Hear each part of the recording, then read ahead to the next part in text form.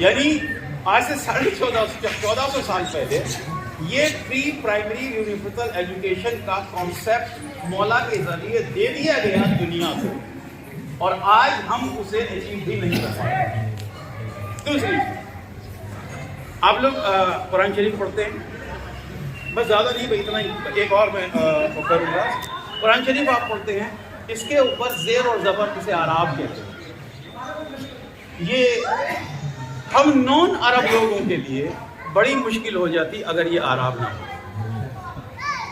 ٹھیک ہے، جبرائیل کو جبرائیل اور جبرائیل کو جبرائیل پڑھتے وغیرہ وغیرہ اور بہت ساری چیزیں، لیکن یہ احسان ہے اس عظیم شخصیت کا، جیسے ابھی بتایا گیا کہ ان کی وہ نہ ہوتے تو دنیا خلق نہ ہوتی۔ تو آپ یہاں پر یہ دیکھیے کہ جن لوگوں کی وجہ سے اللہ تعالیٰ یہ ارشاد فرما رہا ہے کہ اگر یہ نہ ہوتے تو میں دنیا کو خلق نہ کرتا، وہی آپ سے آپ کو، آپ کے ذہن کو اس طرف لے جانا چاہتے ہیں جہاں ترقی ہے، اور وہ ہے تعلیم۔ تعلیم اور حکمت میں بڑا فرق ہے۔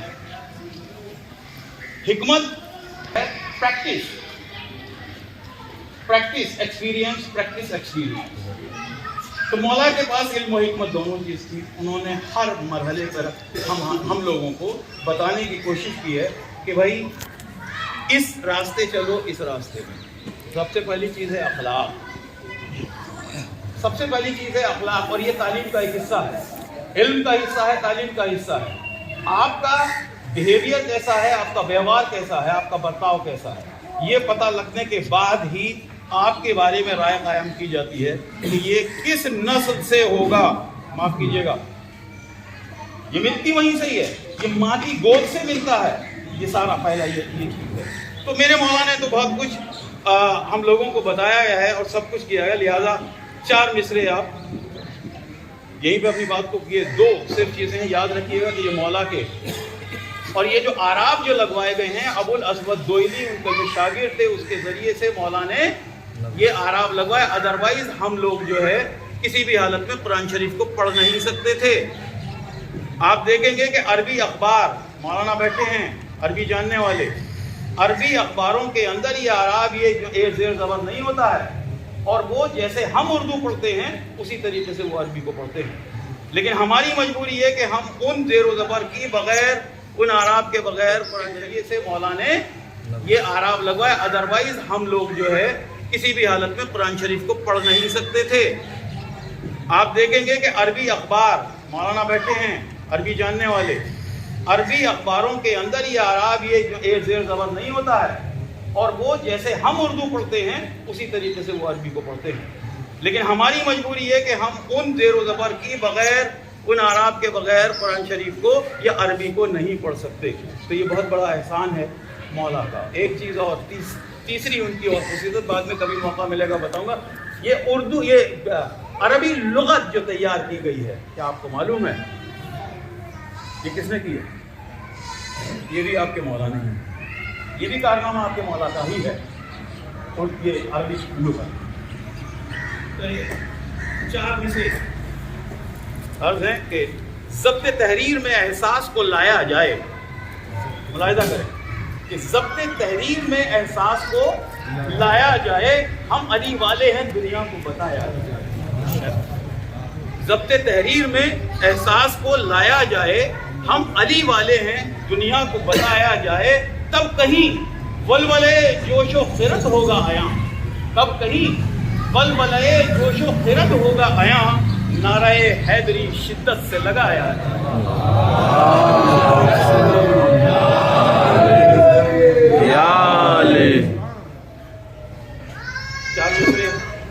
نہیں بلکہ 6 مصرے اور عرض ہے کہ یہ لباس، غور کیجئے گا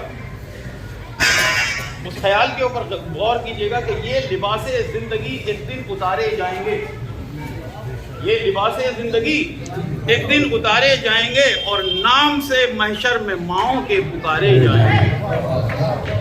یہ لباس زندگی ایک دن اتارے جائیں گے، نام سے محشر میں ماؤں کے پکارے جائیں گے، اور مصرع سنیے کہ ہال کا ماحول ہوگا जिस घड़ी रोजे हिसाब, हॉल सब समझते हैं ना, बड़ी हॉल हो रही है, हाँ बिल्कुल यही का वो लफ्ज है ये। हॉल का माहौल होगा उस घड़ी रोजे हिसाब, आग के दरिया से जब इंसान गुजारेगा,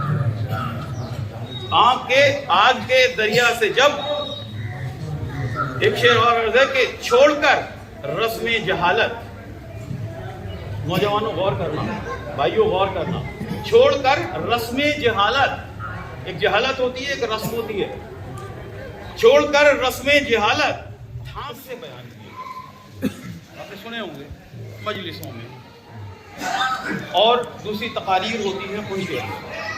मेरा एक सवाल है आप तमाम नौजवानों कि जिस वक्त आप मजलिस से उठ करके जाते हैं, उस वक्त उस मजलिस के अंदर 1 घंटे तक जो तक़ार या खतीब जो वो मेहनत करता है, उसमें से आप कितने % अपने घर या अपने दिल में लेकर के? वाह वाह वाह। कोई ऐसी चीज जो आपसे मालूम कर ली जाए। आप खूब नारे लगाते हैं, और बहरहाल अच्छा है, नारा लगाना जो है वो तो नो डाउट, ये तो मौला को पुकारना है। लेकिन मैं चंद चीज़ें जो चंद मिसरों से पहले मौला अली के इल्मी कारनामों के बारे में जरूर आपको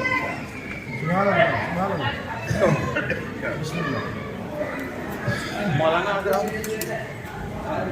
खुतबा, उलमा, ये सारी चीज़ें तो बयान करते हैं, लेकिन बहुत कम देखा गया है कि मौला के इल्मी कारनामों के बारे में कौम को बताना, ताकि उनको आगे का एक ऐसा रास्ता मुअय्यन हो जिससे कि वो तरक्की की मनाज़िर को तय करते हुए अपनी ज़िंदगी को उस नहज पर ला करके ख़त्म करें जो मौला का दरअसल वाकई।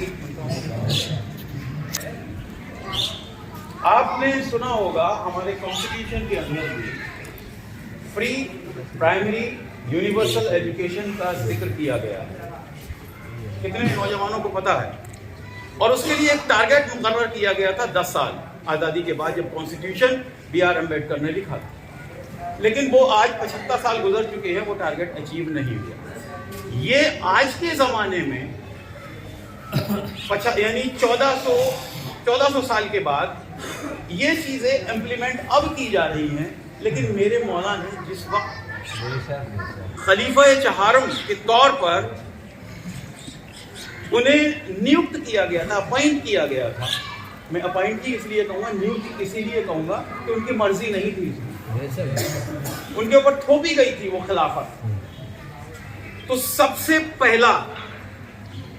पहला जो ऑर्डर था अपने गवर्नर्स को, ये था कि तुम्हारे इलाकों में कोई भी बच्चा 5 साल की उम्र से लेकर आगे 14 साल की उम्र तक कोई भी अनपढ़ ना रहे।